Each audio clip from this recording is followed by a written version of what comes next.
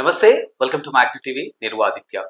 ఎట్టకేలకు పాకిస్తాన్ నుంచి ఎప్పుడెప్పుడా అని విడిపోదామని ఎదురు చూసినటువంటి బలూచిస్తాన్‌కి అవకాశం దక్కిందేమో అనిపిస్తుంది. మరి దానికి సంబంధించినటువంటి డీటెయిల్స్ పూర్తిగా తెలుసుకునే ప్రయత్నం చేద్దాం. ప్రస్తుతం మనతో పాటు స్టూడియోలో ఉన్నారు ప్రముఖ అనలిస్ట్ జగదేవ్ గారు. సో ఏమాత్రం లేట్ చేయకుండా సార్‌తో మాట్లాడదాం. సార్ నమస్కారం సార్. నమస్తే మాది. సార్, పహల్గామ్ ఘటన తర్వాత పాక్ భారత్ మధ్య యుద్ధం మనం చూసాము.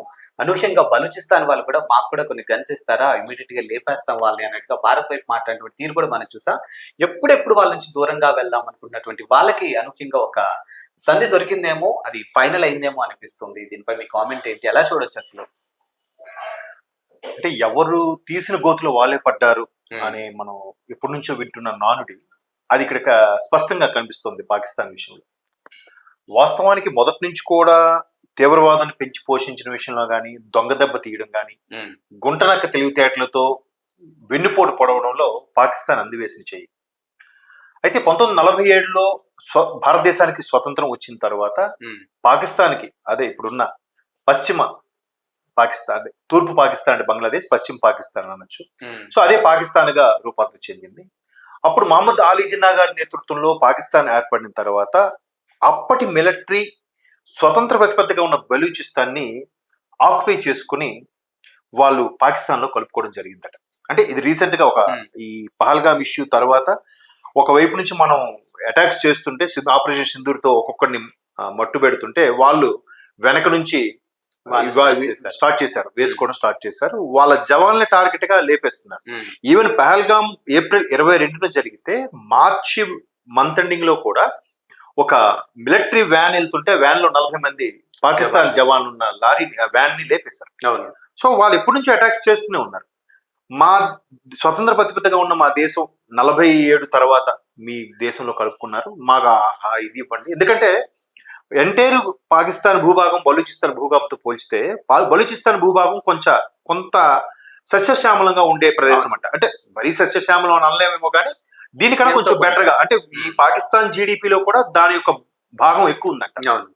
సో అటువంటి బలూచిస్తాన్ ప్రశాంతంగా ఉండేదాన్ని పాక్ ఆక్యుపై చేసి మిలిటరీ రూల్స్ తో వాళ్ళని చిందరవందర చేసి చిన్నాభిన్నం చేసి వీళ్ళు కలుపుకొని మమ్మల్ని ఒక బానిసలుగా చూశారు అని ఒక కసి అయితే వాళ్ళు పెరుగుతూ వచ్చింది జనరేషన్ గ్యాప్ లో. అంటే మనకి బెస్ట్ ఎగ్జాంపుల్ చెప్పుకోవాలంటే రీసెంట్ గా వచ్చిన ప్రభాస్ గారి సినిమా సలార్ టైప్ లో.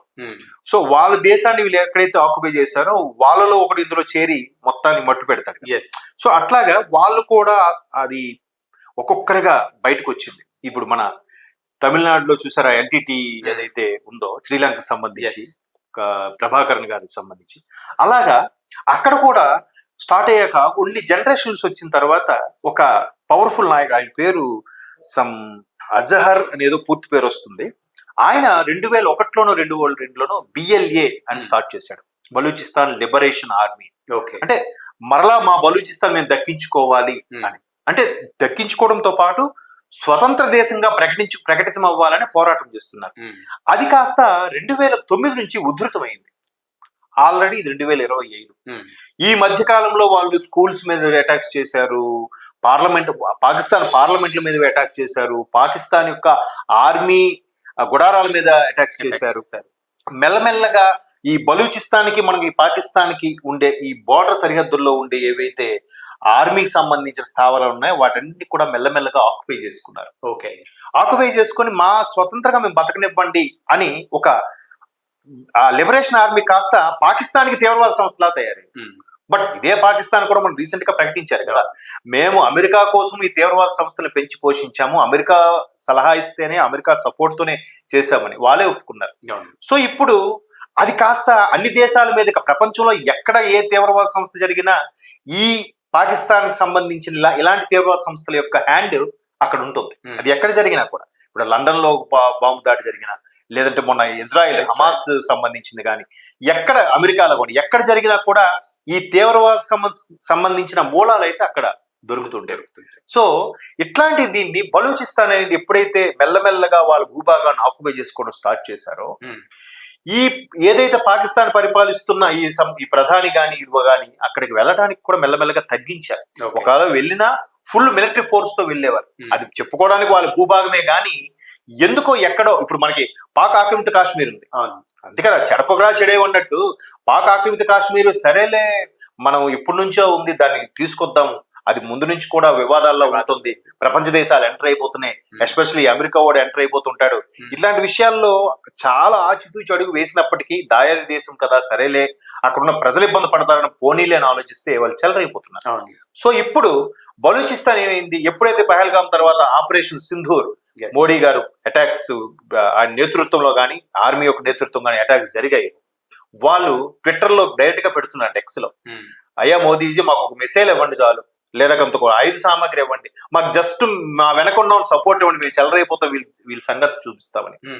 ఇదిలా ఉంటే అటువైపు చూడండి, ఇది పాకిస్తాన్, ఇదంతా కూడా ఒక పాకిస్తాన్, ఈ బలూచిస్తాన్ పైన ఇటువైపు ఆఫ్ఘనిస్తాన్ లో కూడా ఎప్పుడైతే లాడెన్ లాంటి వాళ్ళని అమెరికా వాళ్ళు మట్టు పెట్టారో, సో ఈ పాకిస్తాన్ యొక్క అండ చూసే అమెరికన్స్ అంత ధైర్యంగా లోపలికి వచ్చి మట్టు పెట్టగలిగారు.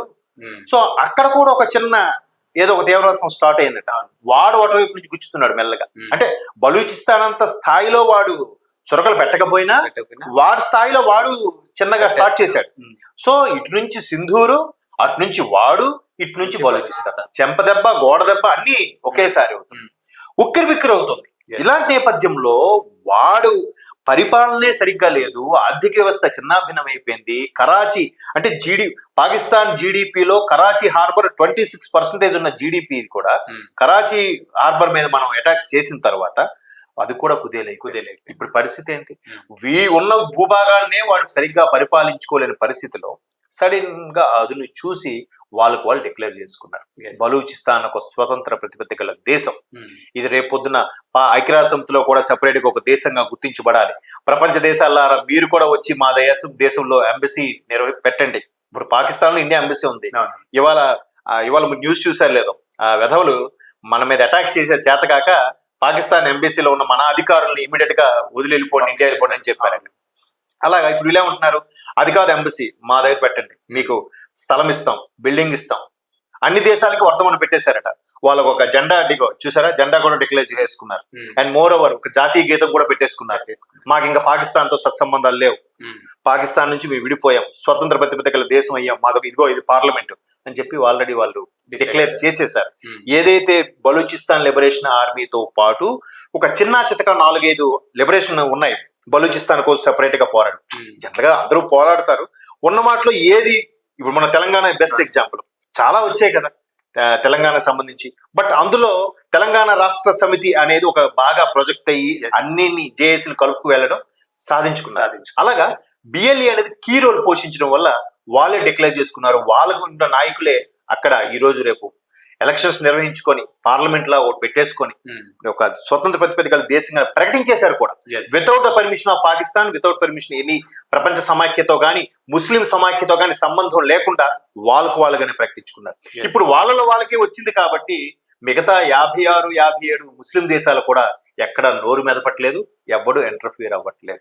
సో మొత్తానికి 47 నుంచి ఇబ్బంది పడుతున్న బలూచిస్తాన్ ప్రాంతం స్వతంత్ర దేశంగా మేబీ ఈ రోజు డేట్ May 14 అనుకుంటా కదా, May 14 వాళ్ళకి డిక్లరేషన్ చూద్దాం, వాళ్ళే మరి స్వతంత్ర దేశంగా ఆ రోజు ఇంకా స్వతంత్రాలు జరుపుకుంటారేమో. Let we see. అది. Thank you sir.